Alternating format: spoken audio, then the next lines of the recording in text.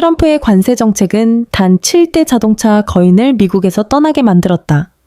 자동차의 수도라 불리던 디트로이트에는 이제 불 꺼진 공장만 남았다. 그렇다면 도대체 누가 미국 산업의 꿈을 파괴하고 있는 것일까? 불과 1년이 차이 되지 않아 테슬라, 포드, 캐딜락, 닛산 등 세계적인 자동차 기업들이 한때 세계 산업의 중심지였던 미국에서 줄줄이 발을 빼고 있다. 이것은 단순히 관세 때문만은 아니다. 오히려 미국 노동자를 보호하겠다던 정책 체계가 그들을 옥죄고 있는 것이다.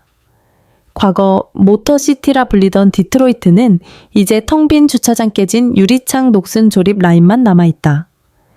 자동차 산업에 의존하던 소도시들은 임금도 희망도 없는 경제 사막으로 전락했다. 이것은 더 이상 단순한 경기 침체가 아니다. 이는 체계적인 이탈이다. 테슬라는 한때 미국의 자랑이었다. 기술과 혁신의 상징, 그리고 전 세계 전기차의 꿈이었다. 그러나 단 한 분기 만에 모든 것이 급변했다. 워싱턴의 새 세제 정책으로 인해 테슬라는 운영비에 3억 달러를 추가로 부담하게 되었다.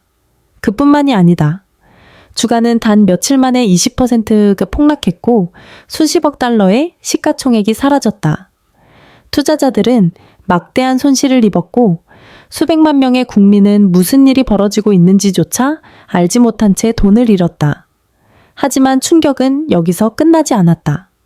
정부가 전기차 기업들의 재정 구명줄이던 탄소 배출권 크레딧 정책을 전격 폐지한 것이다. 단 한 번의 행정명령으로 테슬라는 아무런 예고나 보상도 없이 약 28억 달러의 매출을 잃었다. 그 결과 테슬라가 미국을 전기차 강국으로 만들 핵심 기술로 기대했던 41680 배터리 프로젝트는 캐나다로 이전되었다. 기자회견도 작별 인사도 없었다. 그냥 평범한 어느 날처럼 최고의 미국 엔지니어들이 노트북을 덮고 전원 코드를 뽑고 공장을 떠났다. 밤낮 없이 불을 밝히던 조립 라인은 순식간에 암흑으로 변했다. 공장 주변의 주민들은 말없이 컨테이너 트럭이 기계를 싣고 마을을 빠져나가는 것을 바라볼 뿐이었다. 아무도 말하지 않았다. 그러나 모두가 알았다. 정부가 자국 기업을 지켜주지 않는다면 기업도 누구도 지켜줄 수 없다는 사실을. 사람들은 흔히 말한다. 일자리를 빼앗는 건 중국이고 세계화 때문이라고. 그러나 이번에 테슬라를 미국에서 떠나게 만든 범인은 다름 아닌 워싱턴이었다. 미국 산업보호도라는 이름으로 시행된 정책들은 이제 정반대의 결과를 낳고 있다. 기업은 떠나고 국민은 일자리를 잃고 투자자는 돈을 잃고 전체 시스템은 균열을 보이기 시작했다. 그렇다면 질문은 남는다. 만약 테슬라처럼 세계적으로 알려진 크고 강력한 기업조차 미국에서 버티지 못한다면 오하이오의 작은 기업이나 텍사스의 가족 공장은 어떻게 살아남을 수 있을까? 정직하게 사업하고 기술을 혁신하며 수만 개의 일자리를 창출해도 세금에 눌리고 지원이 끊긴다면 미국 기업들에게 남은 동기는 과연 무엇일까? 테슬라는 결코 예외적인 사례가 아니다. 그저 미국 자동차 산업 전체를 전례 없는 위기로 몰아넣는 도미노 반응의 서막일 뿐이다. 테슬라 이후 한때 무적이라 불리던 이름들도 차례로 수렁에 빠지고 있다. 이번에는 단순히 주식이나 매출만 잃는 것이 아니다. 그들은 공장을 잃고 신뢰를 잃고 그리고 미국인들의 마음속에 자리 잡았던 위치마저 잃고 있다. 20세기 미국의 상징 중 하나이자 2차 세계대전 이후 재건의 정신과 함께 기억되던 포드. 이제는 시카고와 미시간의 공장을 폐쇄하고 있다. 그곳은 한때 수만 명에게 일자리를 제공했던 터전이었다. 단 몇 달 사이 약 9천 명의 노동자가 직장을 잃었다. 이것은 보고서 속의 숫자가 아니다. 그들은 실제 얼굴이고 실제 가정이며 저녁에 따뜻한 밥상을 잃어버린 아이들이다. 만약 당신이 지금 미국이 잘못된 길로 가고 있다고 생각한다면 댓글을 남겨라. 당신의 의견은 당신이 생각하는 것보다 훨씬 중요하다. 그렇다면 캐딜락은 어떨까? 한때 미국적 럭셔리와 품격의 상징이던 브랜드는 이제 25%의 관세에 목이 졸리고 있다. 단 한 가지 세금이지만 차 한 대당 4,7,000달러가 추가되었다. 그런데 제품은 달라진 것이 없다. 더 강력하지도, 더 아름답지도, 더 튼튼하지도 않다. 단지 더 비싸졌을 뿐이다. 그것도 정책 때문이었다. 그리고 소비자들은 이미 인플레이션과 치솟는 생활비로 고통받고 있던 차의 등을 돌리기 시작했다. 판매량은 급감하고 공장은 멈춰섰으며 테네시의 조립 라인은 가동을 멈추었다. 캐딜락의 핵심 전기차 모델인 리리컷과 비스티큐는 공식적으로 생산이 중단되었다. 푸른 꿈은 산산이 부서졌다. 공장 앞에 모여선 노동자들은 그저 서로를 바라볼 뿐이다. 묻지 않아도 모두가 알고 있었다. 앞으로 어떤 일이 닥칠지를. 그리고 이제는 GM, 제너럴 모터스 한때 미국 산업의 자존심이던 이름이다.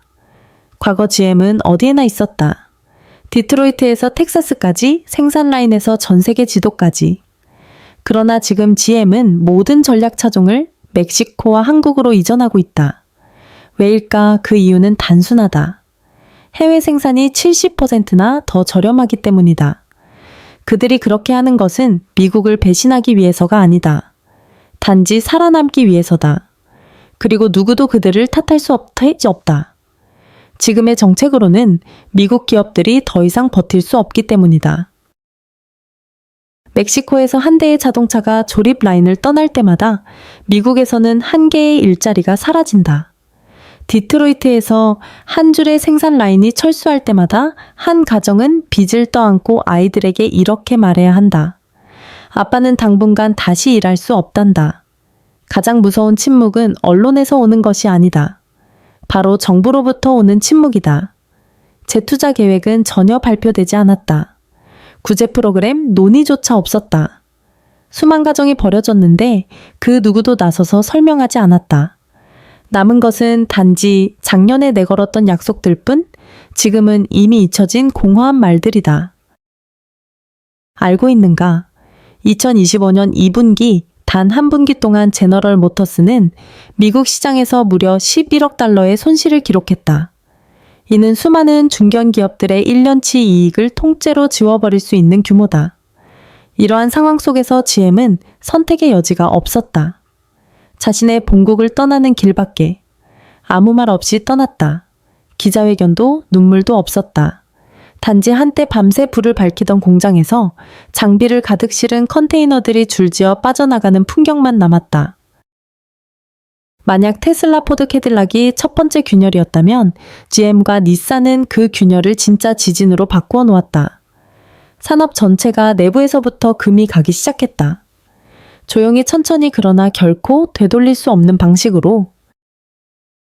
실버라도 상징적인 픽업 트럭부터 강력한 SUV 블레이저까지 이제 더 이상 미국 땅에서 조립되지 않는다.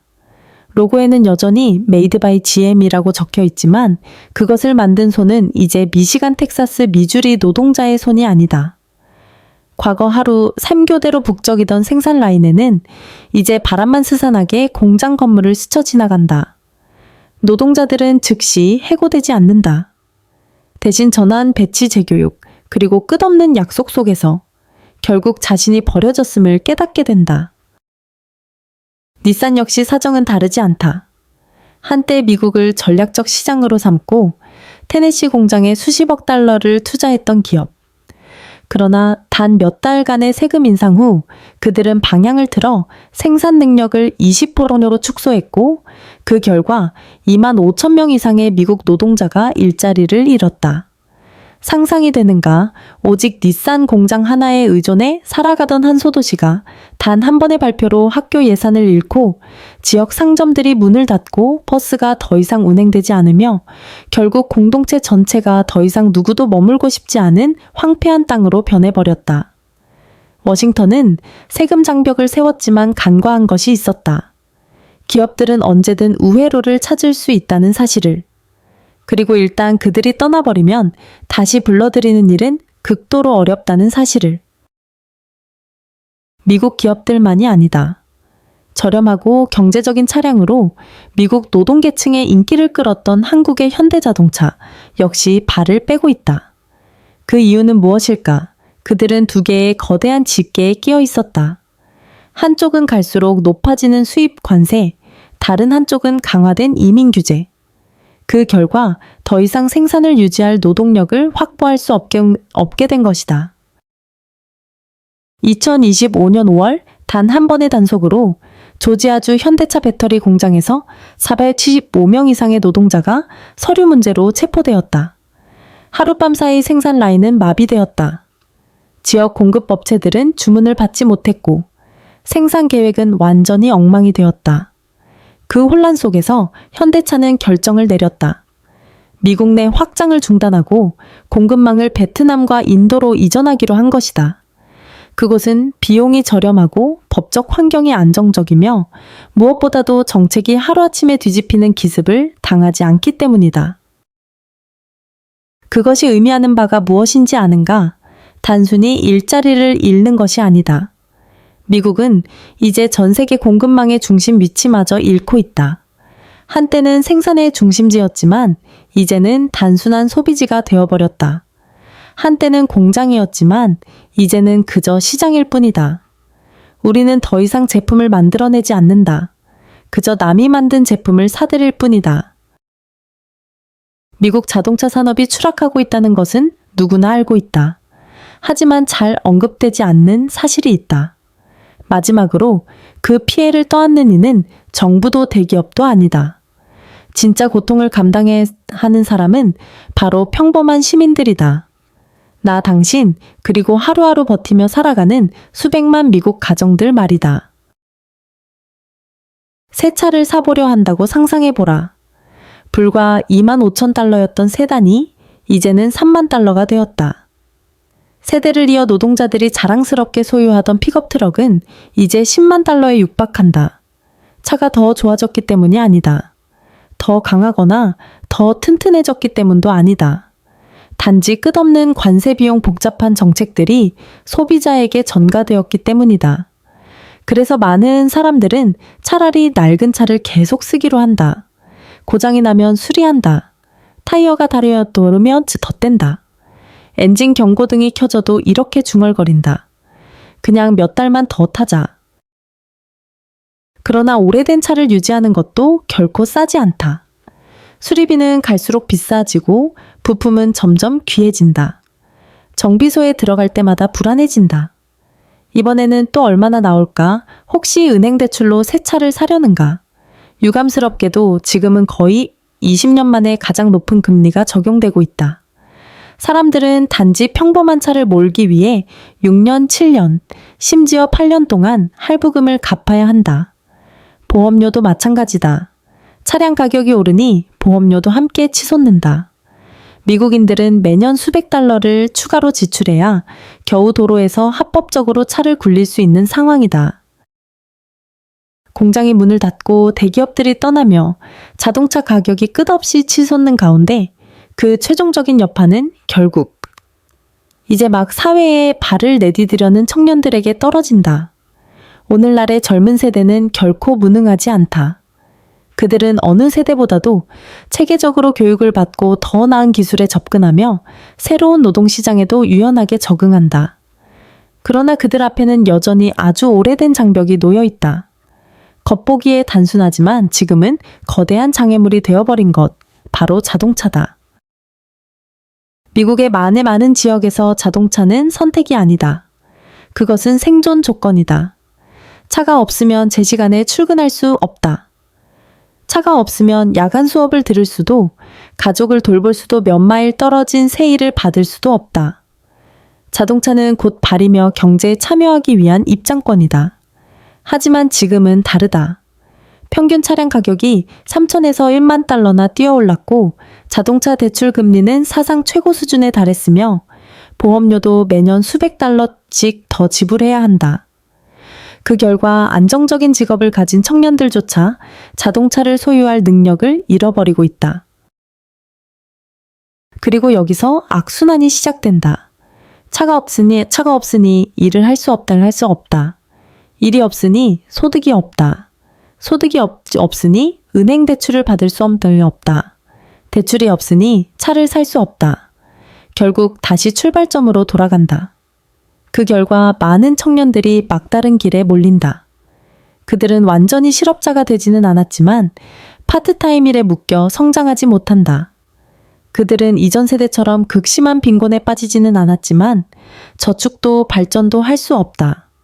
살아는 있지만 앞으로 나아갈 수 없는 상태에 머무른다. 그런데도 사람들은 여전히 거창한 구호를 외친다. 우리는 국내 생산을 지켜야 하게 한다. 우리는 일자리를 미국으로 되돌려야 한다. 하지만 현실은 정반대로 흘러가고 있다. 공장은 계속해서 문을 닫고 자동차 회사들은 여전히 생산 라인을 해외로 빼돌리며 국민들, 특히 청년들은 여전히 메이드 인 USA 라벨이 붙은 차조차 감히 살 수 없는 상황이다. 당신은 어떻게 생각하는가? 미국이 다시 예전의 지위를 되찾을 수 있을까? 아니면 이미 너무 늦어버린 걸까? 당신의 의견을 남겨달라. 나는 모든 댓글을 읽을 것이다. 그러나 가장 큰 충격은 아직 끝나지 않았다. 진짜 승자는 바로 캐나다였다. 왜일까? 미국이 위기 속에서 휘청거리고 있을 때 기업은 도망가고 노동자는 일자리를 잃으며 자동차 가격은 매일같이 치솟고 있을 때 조용히 그러나 단단히 성장하고 있던 나라가 있었다. 바로 캐나다다. 캐나다가 더 뛰어나서가 아니다. 더 부유해서도 아니다. 그저 스스로의 제조 기반을 불안정한 정책으로 무너뜨리지 않았기 때문이다. 테슬라는 관세 압박과 수십억 달러의 탄소 배출권 손실에 몰리자 전략적 선택을 해야 했다. 미국에 남아 손실을 감수할 것인가? 아니면 더 안전하고 더 투명하며 더 신뢰할 수 있는 곳으로 옮길 것인가? 그리고 그들이 선택한 곳은 캐나다 퀘벡이었다. 우연이 아니었다. 값이 더 싸서도 아니었다. 그 이유는 단 하나. 캐나다는 환영할 줄 알았기 때문이다. 내가 보여주겠다. 퀘벡의 단 한 가지 정책이 어떻게 북미 산업 지도를 송두리째 바꿔버렸는지. 퀘벡 정부는 즉시 12억 달러 규모의 지원 패키지를 내놓았다. 장기적 약속 세제 혜택 기술 지원, 그리고 무엇보다 중요한 것은 프로젝트 전 기간에 걸친 정책 안정성이었다. 올해는 면세 혜택을 주고 내년에 정권이 바뀌었다고 다시 세금을 물리는 일은 없다. 투자를 정치적 도구로 삼는 일도 없다. 명확한 원칙 장기적 비전, 그리고 신뢰할 수 있는 환경만이 존재한다. 기업들에게 그것은 단순한 혜택이 아니다. 존속을 위한 토대였다. 그리고 테슬라만이 그 사실을 알아챈 것은 아니었다. 불과 1년 만에 일본, 독일, 한국의 수많은 기업들도 자본을 북쪽으로 옮기기 시작했다. 그들은 요란하게 발표하지 않았다. 화려한 선언도 없었다. 그저 조용히 공장을 옮기고 엔지니어를 채용하며 교육 계약을 맺고 새로운 생산 라인을 캐나다에 세웠을 뿐이다. 왜일까? 그들은 아마도 미국이 잊어버린 한 가지를 보았기 때문이다. 기업은 화려한 구호의 달래짐을 필요로 하지 않는다. 그들이 원하는 것은 단지 존속하고 성장할 수 있는 안정적인 환경일 뿐이다. 미국의 정책은 정권이 바뀔 때마다 흔들리지만 캐나다는 일관성을 유지했다. 세제, 노동, 환경, 에너지 전략까지 모두 말이다. 그들은 재산업화를 크게 떠들지 않는다. 대신 대학 연구센터 기술 인프라에 진지하게 투자했고 무엇보다도 체계적으로 교육받은 젊은 인재를 길러냈다. 그 결과는 분명하다. 디트로이트의 생산 라인이 불 꺼진 사이 온타리오와 퀘벡의 전기차 배터리 공장은 하루 3교대로 가동되고 있었다. 미국 노동자들이 해고 통보를 기다리는 줄에 서 있을 때 젊은 캐나다 엔지니어들은 글로벌 공급망의 전략적 자리에 채용되었다. 그리고 더 중요한 점은 이 변화가 단기적인 현상이 아니라는 것이다. 처음엔 사람들은 테슬라가 단지 손실을 줄이기 위한 임시 방편으로 캐나다에 갔다고 생각했다. 그러나 다른 기업들이 뒤따르고 캐나다 대학들마저 배터리 공학, 로봇 기술 생산 관리 분야에서 더 많은 엔지니어를 양성하기 위해 자금을 지원받자 상황은 명확해졌다. 캐나다는 단순히 투자를 유치한 것이 아니다. 그들은 전 세계 생산 지도를 다시 설계하고 있었고 그 중심에 자기 자신을 두고 있었다. 그렇다면 미국은 어떤가? 점점 제조 기반을 잃고 혁신의 동력을 잃고 가장 심각한 것은 오랫동안 미국을 1순위로 여겨왔던 투자자들의 신뢰마저 잃어가고 있다는 것이다. 오늘 어떤 주에 투자한다 해도 내년에 역으로 세금을 맞거나 지원이 철회되거나 선거 한 번으로 모든 정책이 바뀌지 않으리라는 보장이 없다. 캐나다는 서두르지 않는다. 당장 세계 1위를 차지하려는 욕심도 없다. 그러나 그들은 미국이 잘못하는 모든 부분을 정반대로 올바르게 실행하고 있다. 그리고 미국이 자유무역과 보호무역 사이에서 논쟁만 벌이고 있는 동안 캐나다는 이미 전 세계 배터리와 전기차 산업의 1순위 거점으로 조용히 자리매김하고 있었다. 우리는 이미 조용하지만 치명적인 소용돌이를 목격했다. 테슬라의 미국 이탈에서 시작해 포드의 공장 폐쇄, 캐딜락의 전기차 생산 중단, 그리고 GM과 닛산의 해외 이전까지.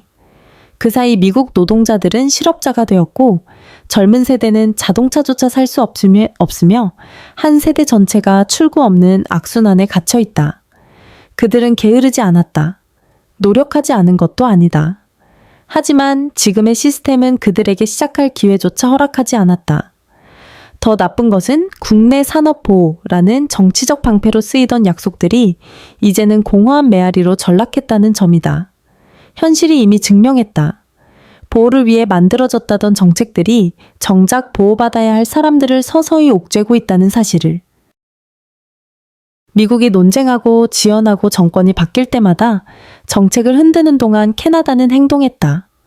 그들은 거창한 구호를 내세우지 않았다.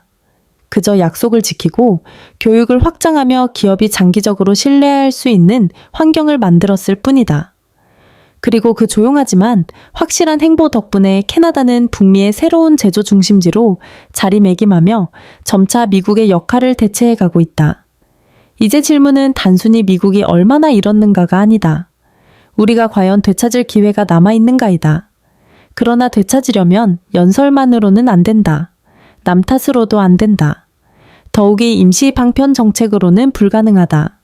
되찾으려면 무엇보다 먼저 현실을 직시해야 한다. 사실은 미국은 점점 스스로의 산업적 위상을 잃어가고 있다.